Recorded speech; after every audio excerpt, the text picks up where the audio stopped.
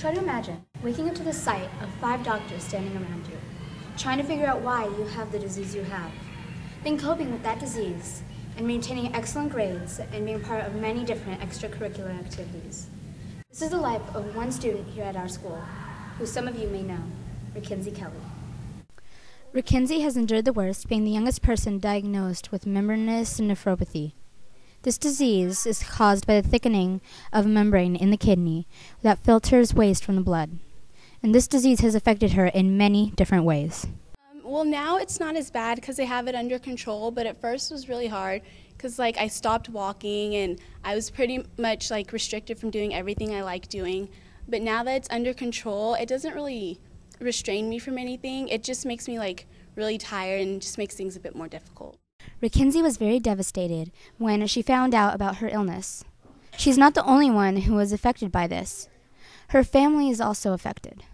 When Rakenzi was diagnosed with the kidney disease, I was quite devastated about it, to the point where I didn't know anything about it. I did my research on it to find out that Rakenzi was diagnosed with an adult kidney disease, which has no cure for it. So therefore, it was a whole new lifestyle for us because we had to make big changes in our household due to the fact that they have certain diets, and basically you have to watch their intake of sodium because of the blood clots that normally starts in the legs, was diagnosed in her lungs. So therefore she had injections for a year that she gave herself shots for to shrink the blood clots so they didn't travel to the heart. Rakenzi's friends have been very supportive of her and help her endure her illness. They help bring her up when she's down and make her feel happy. Well, Rakenzi's my best friend, and I try to keep her as positive as possible because sometimes with her disease it's really hard to stay that way.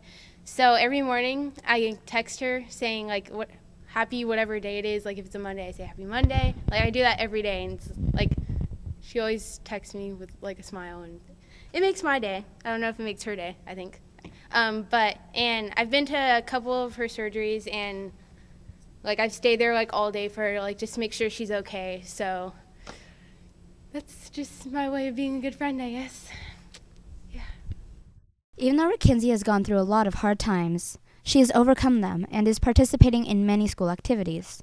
She's on the varsity cheer squad, in dance, and she's been in student government. Dance, I had a lot of friends at dance and they all enjoyed it. So I tried it freshman year, and Miss Solomon's amazing and I loved her class, so I've done it ever since. Cheer, it was kind of hard because I could never really do any sports because I have a bad knee and everything. So I decided I really wanted to be on a team sport, and I tried cheer and I loved it. Student gov, I just kind of like being part of the school. So. She always puts forth her best effort, and it shows in her grades and the quality of her work.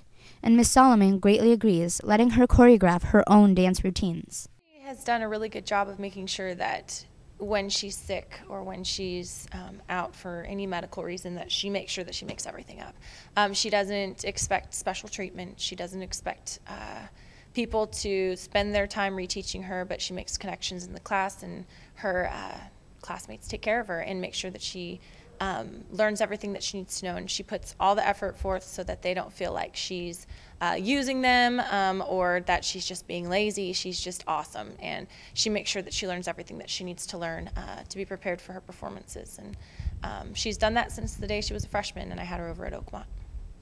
If you would think that getting a 4.0 is hard for 1 year or even 1 semester, imagine having it for every year from 4th grade through high school.